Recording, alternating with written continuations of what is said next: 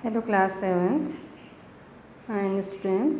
तो आज हम सामाजिक विज्ञान, सामाजिक और राजनीतिक जीवन भाग 2 कक्षा 7 की पाठ्य पुस्तक के अध्याय 2 स्वास्थ्य में सरकार की भूमिका को पढ़ेंगे।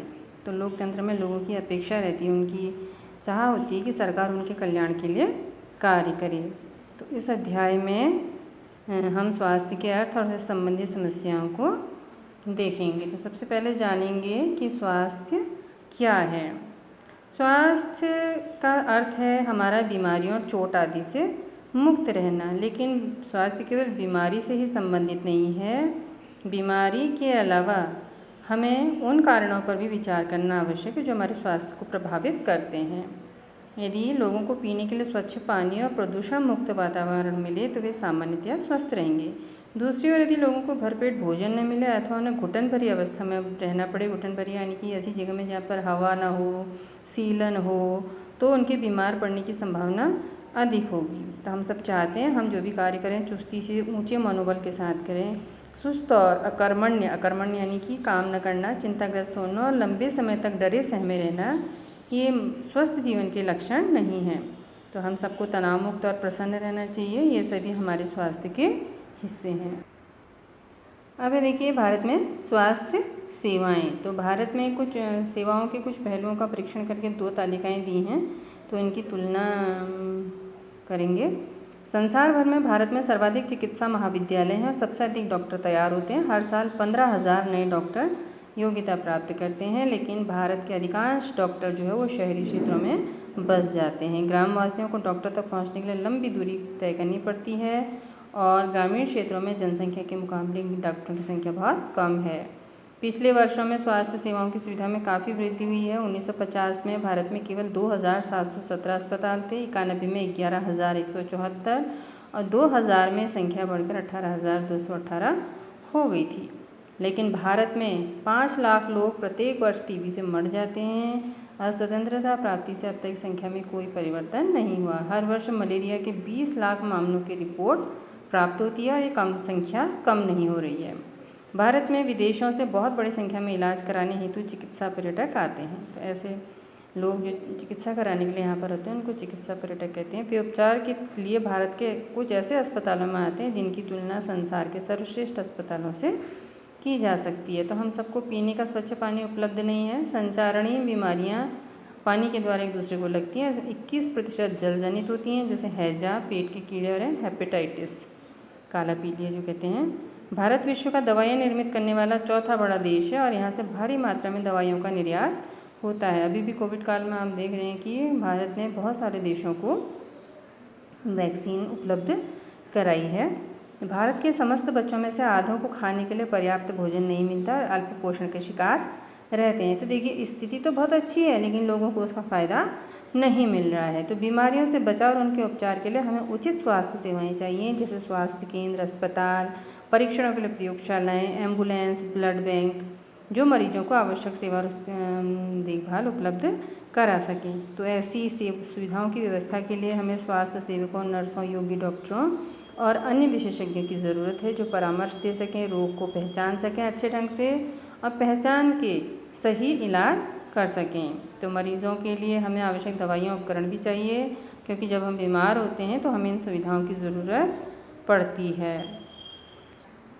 तो भारत में बड़ी संख्या में डॉक्टर, दवाखाने और अस्पताल हैं। देश में सार्वजनिक स्वास्थ्य सेवाओं को चलाने का पर्याप्त अनुभव है और सरकार अपनी जनसंख्या के एक बड़े भाग की देखभाल करने में समर्थ है, जो सैकड़ों और हज़ारों गाँवों में फैली हुई है। लेकिन हमारे देश में स्वास्थ्य की स्थिति कितनी ख़राब है, इतनी व्यवस्थाएं, इतनी सकारात्मक विकास के बाद भी जनता को उचित स्वास्थ्य सेवाएं नहीं मिल रही है। तो बहुत विरोधाभास स्थिति है जो हमारी अपेक्षाओं के विपरीत है। हमारे देश के पास पैसा है, ज्ञान है, अनुभव है, लेकिन फिर भी स्वास्थ्य सेवाएं लोगों को नहीं मिल रही। तो हाकिम शेख की कहानी है कि ये चलती ट्रेन से गिर गए थे और उन्हें सिर में गंभीर चोटें आई थी और जब सरकारी अस्पताल ले जाया गया तो उन्हें कहीं पर भी वो नहीं मिला, इलाज नहीं मिला, कहीं विशेषज्ञ नहीं मिले और गंभीर हालत में उन्हें 14 घंटे के अंदर 8 सरकारी अस्पतालों में जाना पड़ा, लेकिन फिर भी वो भर्ती नहीं हुए। अंत में उन्हें निजी अस्पताल में भर्ती किया गया, जहां उनका इलाज कराया गया, निजी यानी कि प्राइवेट।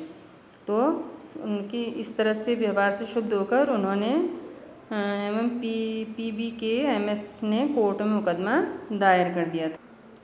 अभी एक चित्र कथा है, इसमें एक बच्चे को जब वो सरकारी हॉस्पिटल में जाता है, वो थोड़ा मध्यम वर्ग का है, तो उसको वहाँ पर केवल थोड़ी सी चेकअप किया जाता है और उसके बाद दवाइयाँ देकर उससे कहा जाता है कि सब कुछ ठीक ठाक है और आराम करने को कहा। लेकिन एक बच्चा प्राइवेट हॉस्पिटल में जाता है तो वहाँ पर उसके साथ बहुत अच्छा व्यवहार होता है और उसको दवाइयाँ वगैरह बड़े प्रेम के साथ दी जाती हैं, और जो दूसरा बच्चा है उसको लंबी लाइनों में लगना पड़ता है, जबकि इसको आराम से सारी सुविधाएं हो जाती हैं। और लेकिन क्या है, सरकारी में पैसा कम लगता है और प्राइवेट में पैसा बहुत ज़्यादा लगता है। देखिए हमारे देश में सार्वजनिक और निजी स्वास्थ्य सेवाएं दो वर्ग हैं स्वास्थ्य सेवाओं के।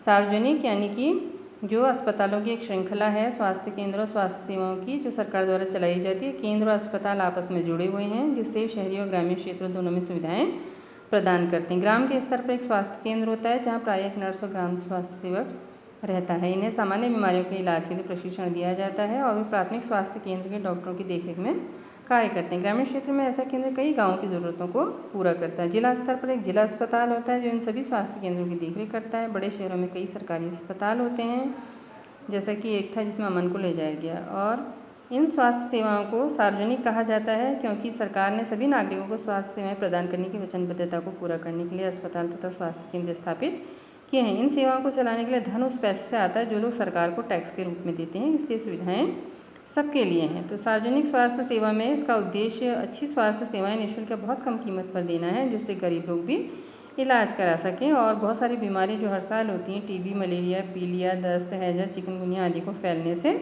रोकना है। इसकी व्यवस्था सरकार को लोगों के सहयोग से करनी होती है। तो देखिए हमें सरकार को कर क्यों देना चाहिए। सरकार कर से प्राप्त धन का उपयोग विभिन्न प्रकार की सार्वजनिक सेवाओं को मुहैया कराने में खर्च करती है, जिससे सभी नागरिकों को फायदा होता है।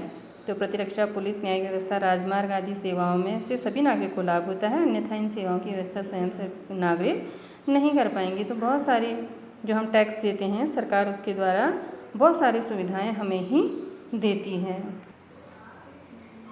तो हाकिम शेख मामले में आपने देखा कि उसमें कोर्ट ने जो निर्णय दिया न्यायालय ने, उसके अनुसार हमारे संविधान के अनुसार लोगों के हित को सुनिश्चित करना और सबको स्वास्थ्य सेवाएं प्रदान करना सरकार का प्राथमिक कर्तव्य है। सरकार को हर व्यक्ति के जीवन के अधिकार की रक्षा करनी है और ये सरकार का कर्तव्य है कि वो मरीजों को आवश्यक स्वास्थ्य सेवाएं दे। अस्पताल और स्वास्थ्य संबंधी कर्मचारियों को आवश्यक इलाज प्रदान करने की जिम्मेदारी पूरी करनी चाहिए। फिर देखिए निजी स्वास्थ्य सेवाएं, कई प्रकार की निजी स्वास्थ्य सेवाएं हैं। बड़ी संख्या में डॉक्टर अपने प्राइवेट दवाखाने चलाते हैं। ग्रामीण क्षेत्रों में भी पंजीकृत चिकित्सा व्यवसाय मिल जाते हैं और शहरी क्षेत्रों में बहुत डॉक्टर हैं जिन्होंने बहुत से विशेषज्ञ की सेवाएं प्रदान करते हैं। निजी रूप से चलाए जा रहे अस्पताल, नर्सिंग होम में काफ़ी सारी प्रयोगशालाएँ जो परीक्षण करती हैं, विशिष्ट सुविधाएँ उपलब्ध कराती हैं, जैसे एक्सरे और अल्ट्रासाउंड, और कई दुकानें हैं जहाँ से हम दवाइयाँ खरीदते हैं। निजी स्वास्थ्य सेवाओं पर सरकार का स्वामित्व अथवा नियंत्रण नहीं होता। आज हमें निजी स्वास्थ्य सेवाएं चारों ओर दिखाई देती हैं। स्वास्थ्य सेवा और समानता, क्या इन सब के लिए पर्याप्त सेवाएं उपलब्ध हैं? हम भारत में ऐसी स्थिति का सामना करें जहां निजी सेवाएं तो बढ़ रही हैं परंतु सार्वजनिक नहीं। लेकिन ये सेवाएं जो हैं शहरी क्षेत्रों में केंद्रित हैं। इनका जो मूल्य होता है, जो यहाँ पर हमको पैसा देना पड़ता है, वो भी बहुत ज़्यादा है और बहुत से लोग तो इसको खरीदने में समर्थ नहीं होते। और जब परिवार में कोई बहुत ज़्यादा बीमार होता है तो उन्हें यहाँ तक कि ऋण भी, कर्ज भी लेना पड़ता है। निजी सेवाएं जो होती हैं इनमें देखा जाता है कि कुछ चिकित्सक ज़रूरत से ज़्यादा दवाइयाँ, इंजेक्शन या सेलाइन आदि की सलाह देते हैं, जबकि साधारण इलाज भी पर्याप्त हो सकता है। तो जनसंख्या के 20% लोग ही बीमारी के दौरान आवश्यक दवाइयाँ खरीदने में सक्षम होते हैं। गरीब लोगों के लिए परिवार में हर बीमारी चिंता और मुसीबत का कारण बन जाती है। तो उन्हें जीवन की आधारभूत आवश्यकताएं, पीने का पानी, पर्याप्त जगह, साफ वातावरण उपलब्ध नहीं हो पाता, जिससे इनके बीमार पड़ने की संभावना अधिक होती है और इससे उनकी हालत और ख़राब हो जाती है। तो कई जगह तो लोग पैसा जो होता है लोगों के बेहतर इलाज में भी बाधक होता है। कई लोग इलाज के लिए इसलिए नहीं जाते कि उन्हें वहाँ पर बहुत ज़्यादा पैसा देना पड़ेगा, उनके पास पैसा नहीं होता है। क्या किया जा सकता है? तो हमारे देश में लोगों की स्वास्थ्य की दशा अच्छी नहीं है, तो सरकार का उत्तरदायित्व है कि वो अपने सब नागरिकों को, विशेषकर गरीबों और सुविधाहीनों को गुणात्मक स्वास्थ्य सेवाएं प्रदान करें। और इसलिए लोगों के स्वास्थ्य की दशा सुधारने के लिए दोनों पक्षों पर कार्य करना आवश्यक है। तो देखिए केरल का अनुभव। 1996 में केरल सरकार ने राज्य में के पूरे बजट का 40% पंचायतों को दे दिया। तो इससे पंचायतों ने अपनी आवश्यकता को योजनाबद्ध कर गाँव में पीने के लिए पानी, आहार, औरतों के विकास और शिक्षा आदि के लिए उचित व्यवस्था सुनिश्चित करी और इसके फलस्वरूप जल वितरण व्यवस्था की जांच की गई, स्कूलों और आंगनबाड़ी के काम को सुनिश्चित किया गया और गाँव की समस्याओं पर ध्यान दिया गया, स्वास्थ्य केंद्रों में भी सुधार किया गया। कोस्टा रिका जो है दक्षिण अमेरिका का सबसे स्वस्थ देश माना जाता है। इसका मुख्य कारण उनके संविधान में निहित है। तो कोस्टा रिका ने निर्णय लिया कि वो देश में सेना नहीं रखेंगे और सेना पर व्यय किए जाने वाले धन को लोगों की शिक्षा, स्वास्थ्य और अन्य आधारभूत जरूरतों पर खर्च करने में मदद करेंगे। कोस्टा रिका की सरकार अपने सभी निवासियों को स्वास्थ्य के लिए मूलभूत सेवाएं सुविधाएं देती हैं और शिक्षा को बहुत महत्वपूर्ण जाना जाता है। स्वास्थ्य शिक्षा को सभी स्तरों पर स्वास्थ्य संबंधी ज्ञान शिक्षा का एक ज़रूरी भाग है। तो अब हम ये प्रश्नों को देखेंगे। प्रश्न 1 इस अध्याय में आपने पढ़ा कि स्वास्थ्य में सिर्फ बीमारी की बात नहीं की जा सकती। संविधान से लिए गए एक अंश को यहाँ पढ़िए और अपने शब्दों में समझाइए। जीवन का स्तर, सार्वजनिक स्वास्थ्य की क्या मायने होंगे। भारतीय संविधान के नीति निर्देशक सिद्धांत में कहा गया है कि पोषाहार स्तर व जीवन स्तर को ऊंचा करने तथा लोक स्वास्थ्य का सुधार करने का कर्तव्य राज्य का है। इसलिए भारत सरकार, राज्य सरकार और स्थानीय सरकार ने कई स्वास्थ्य केंद्रों का निर्माण किया है तथा पोषाहार स्तर को ऊंचा करने के लिए कई कार्यक्रम चलाए गए हैं। प्रश्न 2 सबके लिए स्वास्थ्य की सुविधाएं उपलब्ध कराने के लिए सरकार कौन से कदम उठा सकती है।